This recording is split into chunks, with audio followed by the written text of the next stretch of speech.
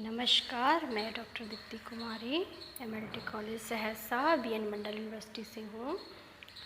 आज भी ये पार्ट 1 की कक्षा में मेघदूत के श्लोक नंबर 3, 4, 5, 6 आदि का हम लोग अर्थ देखेंगे। इसके 2 श्लोकों का अर्थ हम लोग पहले देख चुके हैं। इसका अगला श्लोक इस प्रकार से है। तस्य स्थित्वा कथमपि पुरा कौतुकदान हेतो अन्तर्बाष्पश्चिरमनुचरो राजराजस्य दद्यो मेघालोके भवति सुखिना आप्यन्यथा वृत्ति चेतः कण्ठाश्लेषप्रणयिनी जने किं पुनर्दूरसंस्थे।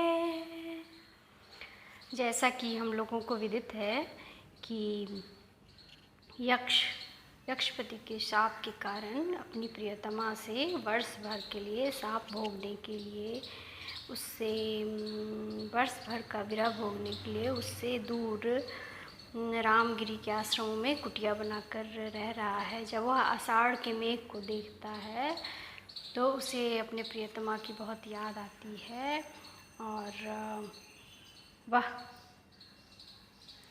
जब मेघ के सामने जब उसकी कामोत्कंठा जाग उठती है तो किसी तरह अपने आंसुओं को रोककर और मेघ के सामने किसी तरह ठहर कर बहुत देर तक वह सोचता रहता है और सोचता है कि मेघ को देखकर तो प्रिय के पास में सुखी जन का भी चित्त कुछ और तरह का हो जाता है, अर्थात कामोन्मुखी हो जाता है। फिर तो मेरे जैसा कोई प्राणी जो अपनी प्रिया से इतनी दूर है और ये आषाढ़ का महीना है, मेघ बादल छाए हुए हैं, तो मेरे जैसे प्राणी की क्या दशा हो जाएगी। क्योंकि वो ये कहना चाहता है कि वो अपनी भार्या से, अपनी प्रिया से कंठालिंगन की अपेक्षा रखता है, इच्छा कर रहा है, किंतु वह इतनी दूर है। तो स्वाभाविक है कि मेघ को देखकर उसकी स्थिति कितनी खराब हुई होगी। इसमें हम लोग ये देख रहे हैं कि महाकवि कालिदास मेघ को काम इच्छा जगाने वाले, प्रेम की इच्छा जगाने वाले तत्व की तरह भी प्रयोग कर रहे हैं कि जब आषाढ़ का पहला दिन आ रहा है या आषाढ़ का महीना है, इसके पश्चात सावन आएगा, तो ऐसे समय हर कोई अपने प्रियजन के आसपास ही रहना चाहता है, अपने प्रिय के पास रहना चाहता है। फिर यक्ष जैसा जो प्राणी अपनी भार्या से इतनी दूर है और उसकी इच्छा हो रही है अपने प्रिया से मिलने की, तो उसके विषय में तो कहना ही क्या।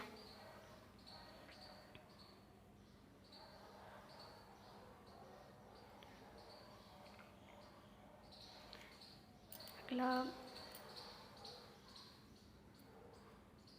हम लोग इसका अब अगला श्लोक देखेंगे।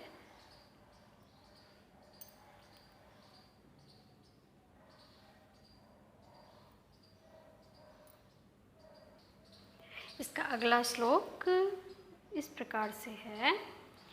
प्रत्यासन्नेन नभसिदयिता जीवितालम्बनार्थी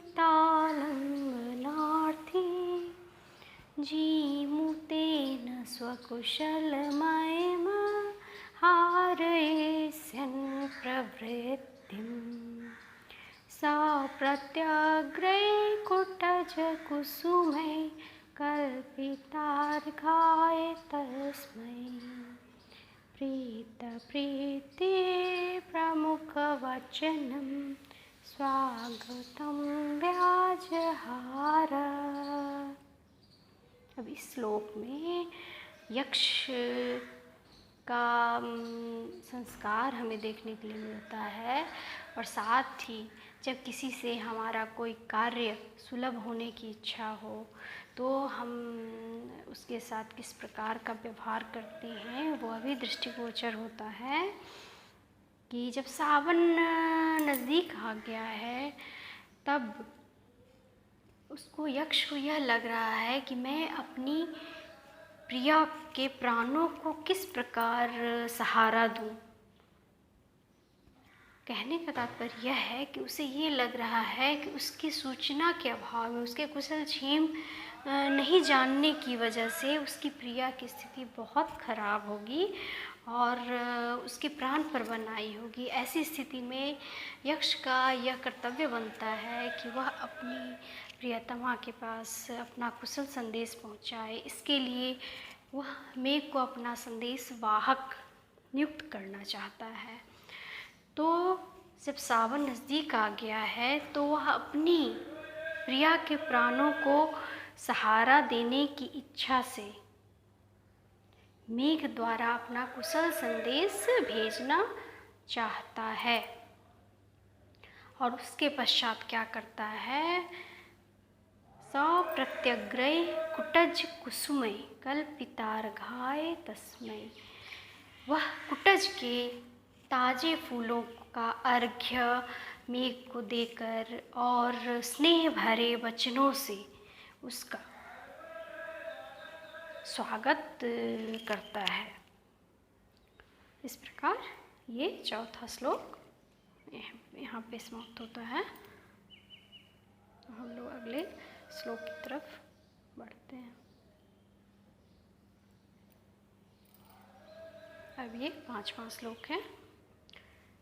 धूम्रज्योतिः सलिलमरुतां सन्निपातः क्व मेघः सन्देशार्था क्व पटुकर्णे प्राणिभिः प्रापणीयः इत्योत्सुक्याद्परिगणयन् गुह्यकस्तं ययाचे कामार्ता हि प्रकृतिकृपणा चेतना चेतनेषु। अब इस श्लोक में महाकवि कालिदास एक व्यंग्यात्मक बात कहते हैं। उनका कहना है कि जब आवश्यकता पड़ती है तो किस प्रकार आदमी चेतन अचेतन का अंतर भूल जाता है और अपनी आवश्यकता को पूर्ण करने के लिए किसी को भी सहारा बनाने की इच्छा करने लगता है। क्योंकि यक्ष जिस मेघ के द्वारा संदेश प्रेषित करना चाह रहा है वह मेघ धुआं, प्रकाश, जल और पवन, इन 4 तत्वों का मिश्रित रूप है। और दुसंदेशार्था क्व पटुकर्णे, और संदेश प्रेषित करना तो किसी बुद्धिमान व्यक्ति की बात है, किसी बुद्धिमान प्राणी के वश की बात है। और किसी सजीव इंद्रिय वाले प्राणी ही संदेश को कहीं पहुंचा सकते हैं।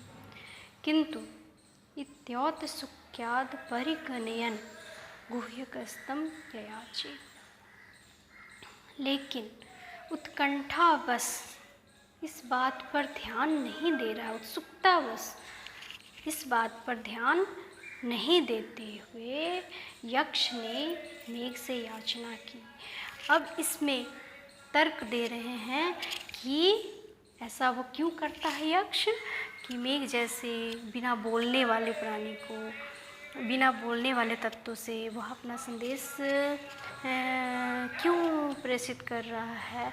तो इसके विषय में तर्क देते हुए कालिदास जी कहते हैं कि कामार्ता ही प्रकृति कृपणा चेतना चेतनेषु, क्योंकि जो कामार्त व्यक्ति हैं, काम के सताए हुए हैं, उनके लिए चेतन और अचेतन इन दोनों में कोई अंतर नहीं रह जाता है। और वे स्वभाव से दीन हो जाते हैं। इस प्रकार इसका 5वां श्लोक का अर्थ था।